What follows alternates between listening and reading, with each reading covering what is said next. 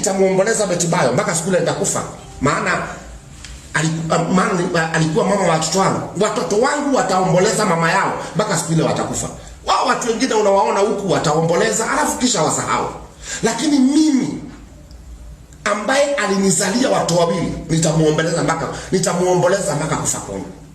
Watoto wangu Sky, Dani atamuomboleza mpaka kufa kwake. Na mimi nashangaa kwa mitandao. Watu wanajitokeza, wanasema mimi nitakaa na Sky. Yaani watu wameanza kugaana watoto wangu jameni. Wameanza kugaana watoto wangu. Mama hayuko, sasa mnataka kunyang'anya watoto.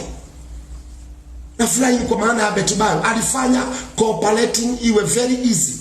Alikuwa ananipigia simu, ananiambia Kanyari kuja. Hata mtoto akigonjeka ananiambia kuja, mtoto ni mgonjwa. Mtoto akienda hiyo shule alienda ambaye ni very expensive. Yeye ndiye alinipigia simu akaniambia, "Wewe peleka mtoto shule nyingine ambayo iko juu kidogo." Nikamwambia ni sawa mama, hakuna shida. Nilikuwa namuita